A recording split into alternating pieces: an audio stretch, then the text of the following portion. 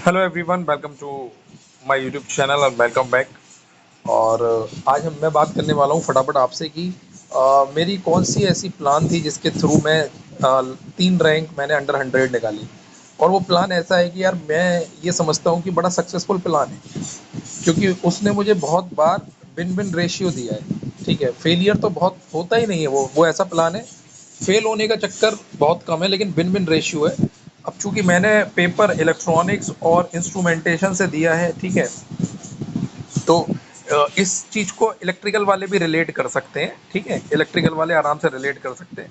तो पहले मैं इलेक्ट्रॉनिक्स की बात कर लूंगा, फिर इलेक्ट्रिकल वाले उस हिसाब से अपने आप को रिलेट करें। तो जितने भी इलेक्ट्रिकल के बच्चे हैं वो जरा देख लें ध्यान से, समझ लें। ठीक है, तो यहाँ मैंने क्या करा है देखो। अब बहुत सारे लोग चीज़ें बताते हैं, इधर उधर की बातें बताते हैं, सब अपनी ये करा वो करा। मैं आपको एक बहुत सिंपल लॉजिक बता रहा हूँ, आपको मजा आ जाएगा सुन के। देखो मैंने क्या अप्लाई करा था, मैं क्या सोचता था। मुझे मालूम है जो बेसिक कॉमन सब्जेक्ट है सब लोग उसकी तैयारी अच्छा ही करते हैं। मैंने क्या करा, मैंने ईएमटी ईसी के लिए बता रहा हूँ, कम्युनिकेशन, ठीक है, ईएमटी कम्युनिकेशन, ईडीसी और एनालॉग इलेक्ट्रॉनिक्स, ये 4 सब्जेक्ट मैंने ना, इन चारों सब्जेक्ट पे बहुत मेहनत करी। ठीक है, ये क्योंकि कॉमन सब्जेक्ट पे हम ज़्यादा फोकस करते हैं, कॉमन सब्जेक्ट हम अच्छे लगते हैं, लेकिन यहाँ लड़के चूक जाते हैं। मैंने इन सब्जेक्ट पे बहुत मेहनत करी और इसके कारण मेरा क्या हुआ कि मेरा बहुत अच्छा रैंक आया। क्योंकि यहीं पर लोग फंसते हैं और मैंने यहाँ पर चीज़ों को इतनी बारीकी से पढ़ा, चीज़ों को इतना समझ के पढ़ा कि मुझे ना, देखो मैंने ये 4 सब्जेक्ट का मेरा एम था। मुझे लगा कि मैंने जो एनालिसिस करा था पहले जब तैयारी कर रहा था, तो मुझे ये समझ में आया था कि यार जो बच्चे लोग हैं ना, मतलब जो जो भी लोग अच्छा पढ़ते अच्छा है लेकिन रैंक अच्छा नहीं निकाल पाते, तो मुझे एक ही चीज़ समझ में आई कि ना वो यहाँ पर ये चारों सब्जेक्ट में अच्छा स्कोर नहीं करते हैं। ठीक है, ये अगर आप देखोगे भी ना, एक एनालिसिस करोगे, और मेरे साथ भी ऐसा ही होता था जब मैं स्टार्टिंग में जब तैयारी कर रहा था, तब जब मेरी कोई रैंक नहीं आई थी, तो उस समय जब मैंने तैयारी करना स्टार्ट करा था, तो मेरा जो टेस्ट वगैरह होता था उसमें मैं ईएमटी कम्युनिकेशन ईडीसी इनमें बहुत अच्छा स्कोर नहीं करता था। तो उस कारण मेरे नंबर मॉक में 100 में से वही आते थे, कितने आते थे, 32 आ गए, 35 आ गए, बस ये 32 35 40 तक मैक्सिमम आते थे। कई कई बार तो मतलब ये समझो कि 25 नंबर ही रह जाते थे। ठीक है, तो अब मुझे समझ, मैंने जब एनालिसिस करा तो मुझे एनालिसिस में एक चीज़ समझ में आई कि यार जो ये सब्जेक्ट है, मैं कहाँ, मैंने वो उसमें एनालिसिस पैरामीटर बहुत होते हैं टेस्ट सीरीज में, जब आप देते हैं टेस्ट सीरीज, तो मुझे समझ में आया कि यार ये एनालिसिस पैरामीटर है, उसमें ये समझ में आया कि मैं ईएमटी कम्युनिकेशन इन सब सब्जेक्ट में तो स्कोर कर ही नहीं पा रहा हूँ ढंग से। ठीक है, और फिर मैंने सोचा यार मैं अगर इनमें स्कोर नहीं कर पाऊंगा तो मैं एक अच्छी रैंक कैसे निकालूं, क्योंकि रैंक निकालने के लिए कम से कम 65 प्लस नंबर तो कम से कम मुझे चाहिए चाहिए। अब मैं कैसे करूं, क्या करूं, बार बार कॉमन सब्जेक्ट की वजह से मैं, मतलब कॉमन सब्जेक्ट में जो स्कोर करता था इनमें नहीं करता। तो मुझे समझ में आया कि यार ये ना, ऐसे काम नहीं चलेगा। अब कॉमन सब्जेक्ट को थोड़ा विराम लगाते हैं, कॉमन सब्जेक्ट को थोड़ा रोकते हैं। अब पहले जो कोर सब्जेक्ट है उन पर फोकस करो। ठीक है, ये कोर सब्जेक्ट को फोकस चालू करा। अब मैंने स्टार्टिंग करी एनालॉग इलेक्ट्रॉनिक्स से। एनालॉग इलेक्ट्रॉनिक्स में मैंने बहुत ज़्यादा प्रैक्टिस करी, बहुत ज़्यादा कैलकुलेशन जो होता है पार्ट, उसको मैंने बहुत प्रैक्टिस करा। ठीक है, कुछ शॉर्ट शॉर्ट ट्रिक्स बनाए अपने लिए कि अगर इस तरीके का क्वेश्चन आएगा तो ऐसे यूज़ करेंगे, इस तरीके का। तो ऐसे करके मैंने फिर एम्पलीफायर पे बहुत मेहनत करी कि एम्पलीफायर में एक्चुअल में जब भी कोई एच पैरामीटर निकालने का क्वेश्चन आता है, तो हमको बदलना पड़ता है उसको मॉडल में।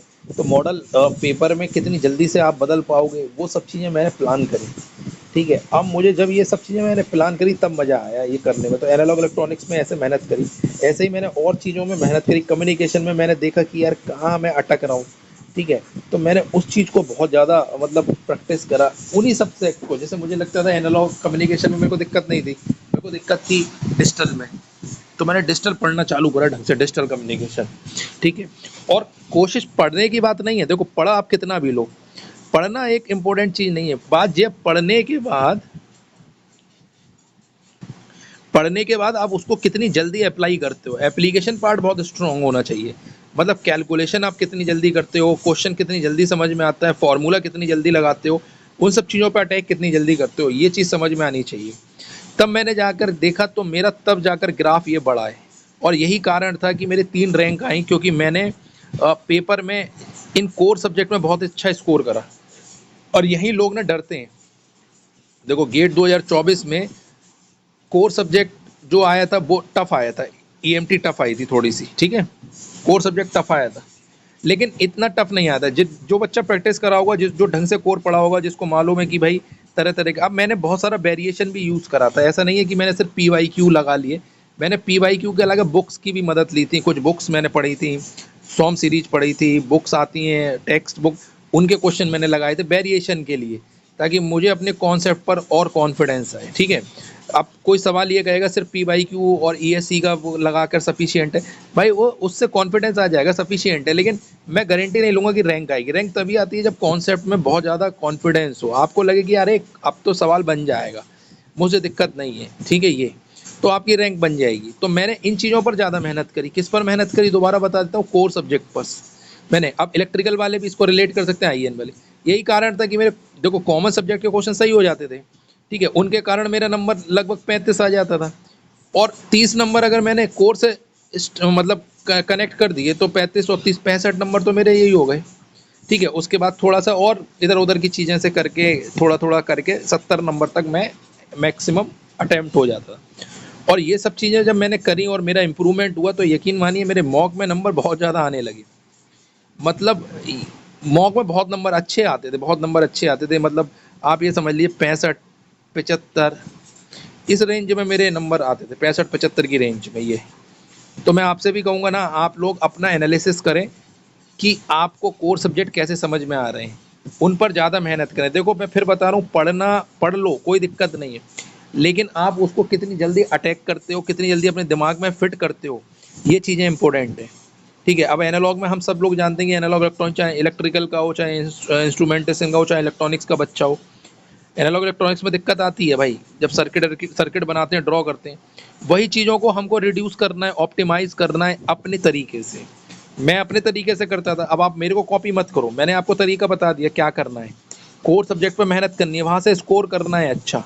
लोग यही छोड़ दे, तुम देखना तुम्हारे साथ भी यही होगा मॉक में, इसीलिए बता रहा हूँ कि चीज़ें ना बाद में समझ में आए, उससे पहले मैं जो गाइडेंस दे रहा हूँ ना, पहले इन चीज़ों को अभी से अपनी तैयारी, ये चीज़ें मैंने सीखी हैं, ठीक है, इसमें मैंने अपना टाइम दिया है, तो तुमको आसानी से बता रहा हूँ। क्योंकि 1 डेढ़ साल बाद अगर तुम अच्छा नहीं करोगे तो तुम्हें भी यही सबक मिलेगा, तुम भी यही कहोगे कि हाँ यार यहाँ चीज़ें करनी चाहिए, मैं पहले से बता दे रहा हूँ।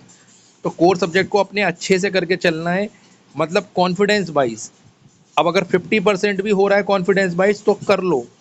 अब ये मत भागना कि सर सब 100% के चक्कर में तुमने अपने टाइम खराब कर दिया, कोई दिक्कत नहीं है। अगर कोई सब्जेक्ट 60 से 75% हो रहा है अच्छे से, तो मैं कहूँगा ये बेस्ट है। 100% तो किसी को नहीं आता, मुझे खुद नहीं आता, ठीक है। ऐसा थोड़ी है कि सारे सवाल बन जाएंगे पेपर में मुझसे, अगर सारे सवाल बन जाते तो मेरे 100 नंबर आते, ठीक है। ये मैं 75% को काफ़ी मानता हूँ, 100 में से 75%, मतलब 75 नंबर आपके आ जा रहे हैं, बहुत है, ठीक है। ये तो इन चीज़ों को आप ख्याल रखेंगे तो मुझे लगता है आप समझ गए होंगे जो मैं आपको समझाना चाह रहा हूँ, कि आपको कहाँ फोकस करना है, कैसे आपको लोगों से आगे, जहाँ लोग फेल होते हैं वहीं से आपको आगे जंप लेना है। तो अगर ये चीज़ समझ गए ना, तो आपकी रैंक आनी पक्की है। अब तैयारी आपके हाथ में है कि भाई प्रिपरेशन आप कैसे करते हो, मैंने समझा आपको सब दिया है, चॉइस अब आपकी है, ठीक है। जो बच्चे ऐसे हैं जिनका एम है कि भाई मैं रैंक निकालूंगा, लेकिन वो अभी तक हमारे गेट गाइडेंस ग्रुप में नहीं जुड़े हैं, तो अंडर 100 वाले ग्रुप में आप जुड़ जाइए, ठीक है। ये हम लोग आपको पूरा प्रॉपर गाइड कर रहे हैं, प्रॉपर चीज़ें प्रोवाइड करा रहे हैं, ठीक है। बातें भी सुनते हैं लोग, भी बहुत सारे बच्चे ऑलरेडी ज्वाइन हैं, आप भी ज्वाइन कर लीजिए, ठीक है, बेनिफिट आपको मिलेगा ही मिलेगा, ठीक। तो मैं समझता हूँ कि आप अंडरस्टैंड कर रहे होंगे जो मैं आपको समझाना चाह रहा हूँ, ठीक है।